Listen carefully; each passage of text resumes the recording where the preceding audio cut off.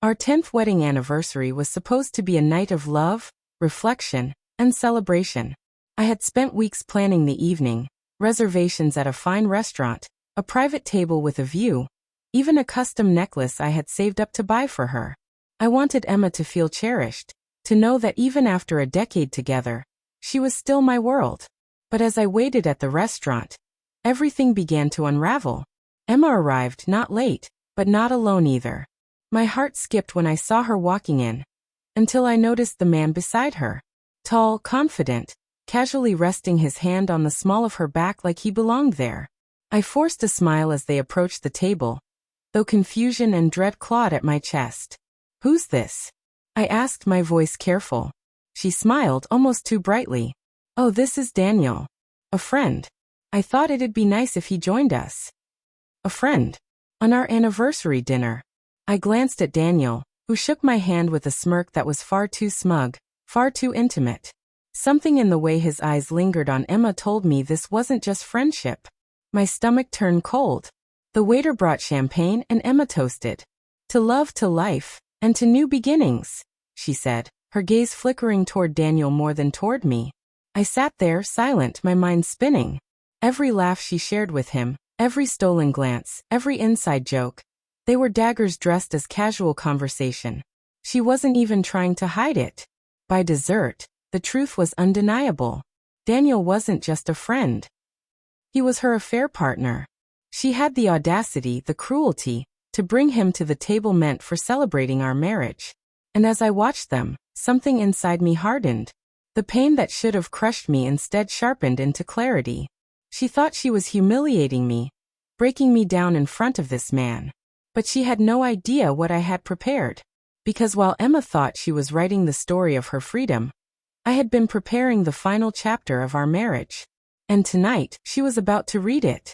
I leaned back in my chair, my fingers brushing the small leather folder I had carried with me all evening.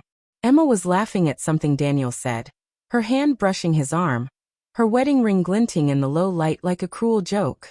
"Emma," I said finally, my tone calm but edged with steel. Both of them turned toward me, almost annoyed at the interruption. "Do you know what today is?" She blinked, then smirked. "Of course I do. Our anniversary. That's why I wanted Daniel here, to celebrate with us." I let out a slow laugh, one that wasn't filled with amusement, but with disbelief. Celebrate what, exactly? The death of our marriage? The years I wasted being faithful while you entertained this? I gestured toward Daniel, whose smug grin faltered for the first time. Her face hardened. "Don't be dramatic, Michael. You've been distant, uninteresting. Daniel makes me feel alive again. Maybe if you had paid more attention, I wouldn't need someone else." Her words were gasoline on an already roaring fire, but instead of exploding, I simply smiled. "Good," I said softly. "I'm glad you said that out loud." I placed the leather folder on the table and slid it toward her. Emma's brows furrowed as she opened it, confusion turning to shock when she realized what she was holding. "Divorce papers. You see," I continued, my voice steady. "While you were busy sneaking around, I wasn't blind. I knew. I knew long before tonight. And instead of wasting my energy fighting for someone who already checked out of this marriage, I decided to give you exactly what you want, freedom. But not on your terms. On mine." Emma's mouth opened, but no sound came out. Daniel shifted uncomfortably, glancing between us like he'd just walked into a play where he didn't know his lines. "Michael," she finally whispered, her voice trembling. "You can't be serious. On our anniversary?" I leaned in closer, my eyes locked on hers. "You brought your lover to our anniversary dinner, Emma. You already ended this marriage. I'm just signing the paperwork."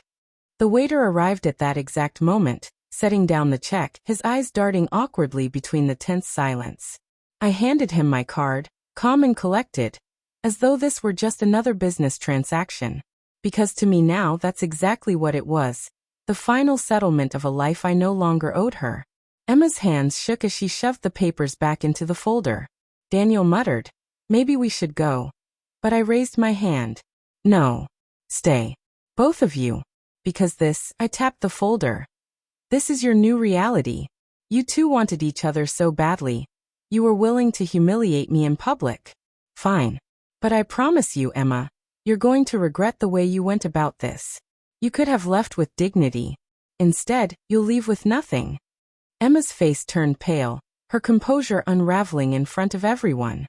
The restaurant wasn't silent, but I could feel the weight of curious eyes drifting toward our table. She had orchestrated this evening to embarrass me, to flaunt her betrayal in plain sight. Yet here she was, the one squirming, caught in a net she never saw coming. Michael, she stammered, reaching across the table as though to grab my hand. Please, we don't have to do this right now. We can talk. I pulled my hand back, firm and resolute. Talk. You had plenty of chances to talk. You chose to lie, to cheat, to drag me into this circus tonight. You wanted an audience? Congratulations, you have one. But this show ends with me walking away. Daniel finally spoke, his voice strained. Look, man, don't take this out on her. If you weren't making her happy, someone else was bound to. I cut him off, my voice sharp enough to slice through his arrogance. You think you're the hero here, Daniel? You think you rescued her from a loveless marriage? No. You're just the convenient distraction she used while destroying the life we built. Don't flatter yourself. You're not her future. You're just her excuse. Daniel shifted uncomfortably, his confidence draining fast. He looked at Emma, searching for reassurance, but she couldn't even meet his eyes. I stood, sliding my jacket over my shoulders. The papers are filed. The accounts are separated. The house is in my name. And the lawyers will make sure you walk away with nothing more than your clothes and memories. That's the price of betrayal, Emma. Her jaw trembled as she whispered. You can't do this to me. I leaned down, my words low but searing. You did this to yourself. I left money for the bill, and turned to walk out. The sound of her voice calling my name echoed behind me, but it didn't matter anymore. I didn't look back, not once. Outside, the night air felt different. Lighter. Cleaner. For years, I had carried the weight of trying to hold together a marriage that only I valued. Tonight, that burden was gone. In the weeks that followed, Emma tried everything. Late-night calls, emotional pleas, even empty promises that Daniel didn't mean anything. But I stayed firm.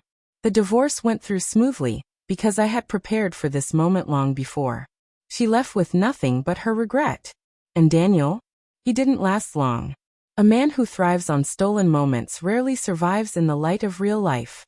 Within months, he was gone, leaving Emma to face the reality she had chosen. As for me, I rebuilt. Slowly, deliberately. Not with anger fueling me, but with clarity. I invested my time into my work, into friendships that actually mattered, into living a life free of lies.